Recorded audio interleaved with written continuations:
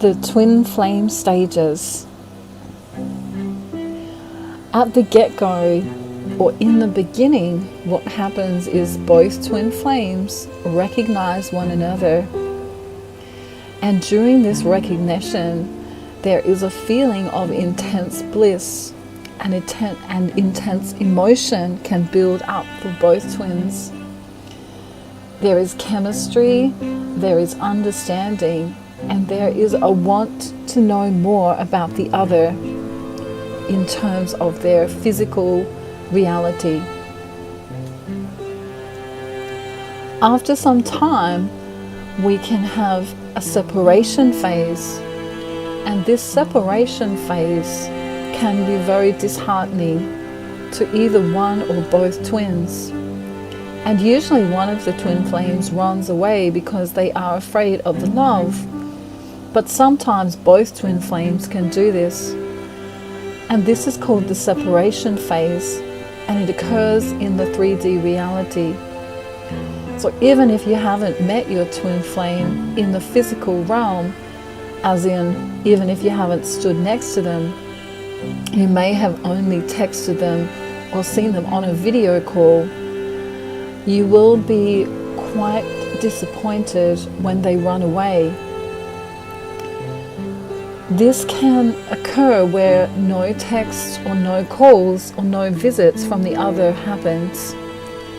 And it's usually the feminine who longs for the intimacy and the physical touch of the masculine. But the masculine also wishes for these things, even though he may not say so. The next phase is longing. Here we have mirrored relationships that can be narcissistic in essence, where one or both twins is in the ego, and there can be bitterness and judgment going on even during the longing. So if we have a case with a runner and a chaser, the longing will be done by the chaser, and the other person who has run away may not feel as though they're longing. They will feel guided to reach out even though they may not do so. The next stage we have is the trauma bond, where both twins who, when in their ego, feel as though they either need one another or can't stand one another, and this will intermittently come and go, especially for the feminine. She may have a love-hate relationship with her twin flame, and in this case the bond is codependent, which is why we would call it a trauma bond.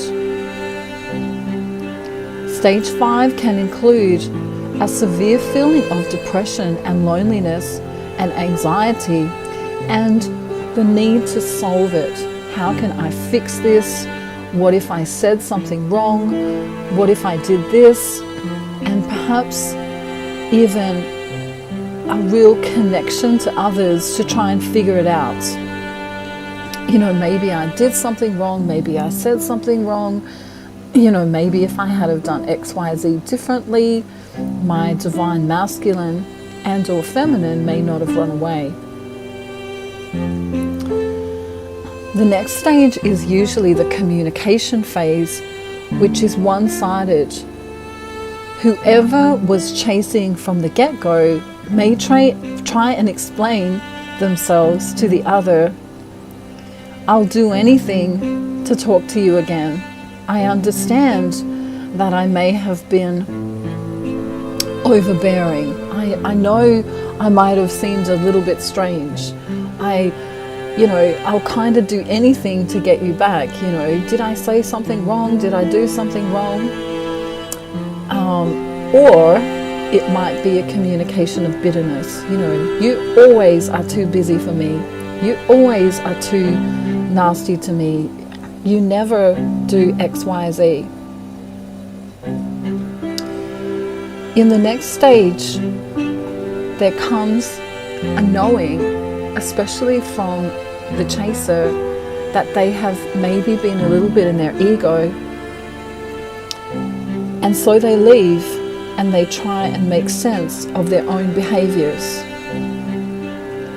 They try to understand love, and they try and understand this love while they leave the connection. The pain caused may or may not trigger a dark night of the soul.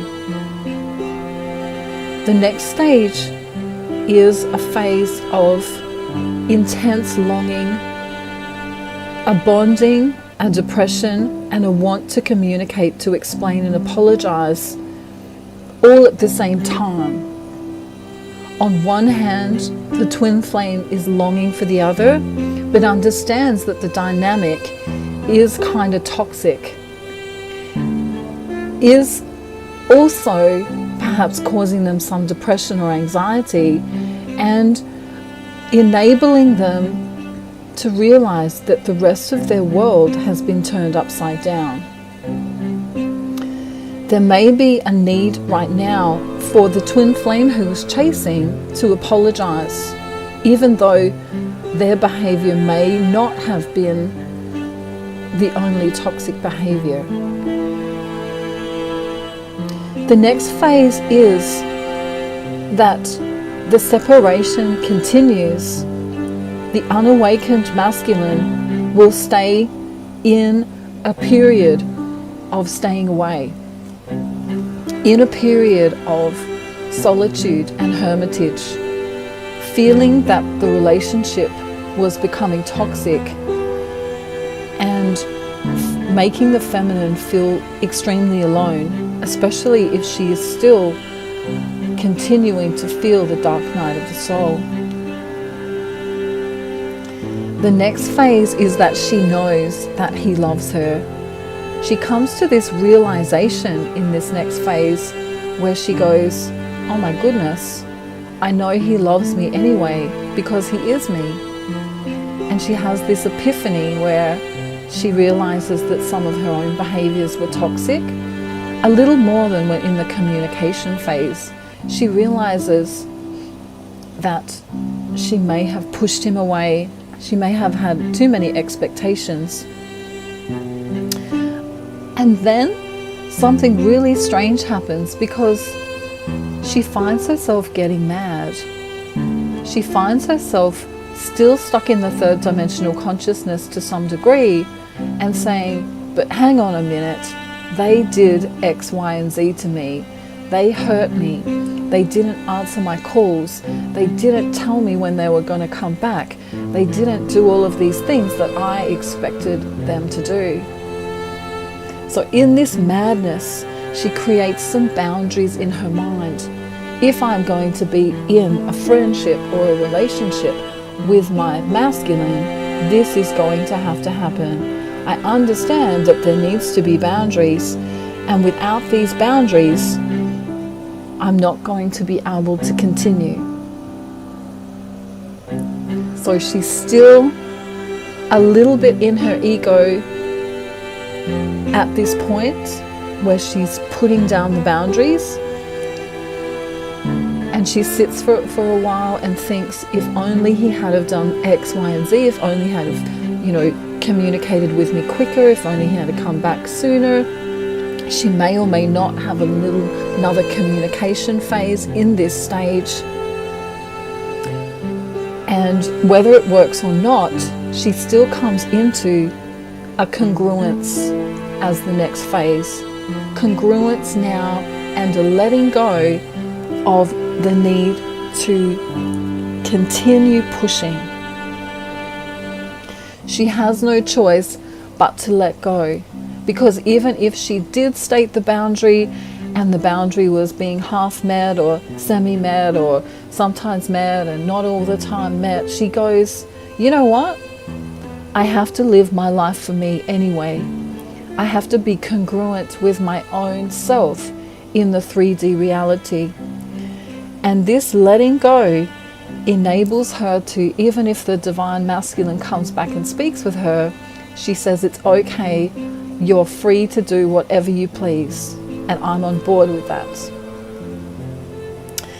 So this next stage is an epiphany stage where the inner union takes place of the feminine, and she realizes that she can be happy and she can be free without the need for the masculine to be in a 3D union with her. And this phase is really beautiful because this inner union that she has for herself actually brings her masculine back to her in a new and a better way that she's never experienced before. Throughout all of these phases and stages, if the divine feminine can do some forms of meditation or yoga or going out into nature or even some prayer, then she will find herself becoming more and more in a place of inner peace, in a place of tranquility and balance, and this will bring kindness to her nature, and she will be in her naturally loving state, the way she was always intended to be. These are the 14 stages of union, and I thank you for joining me here at Tarot for You 444. Have a beautiful day, night, afternoon, evening or morning, wherever you are in the world. And if you need me, my details are down in the description box below. Thank you for joining me, everyone. Bye for now.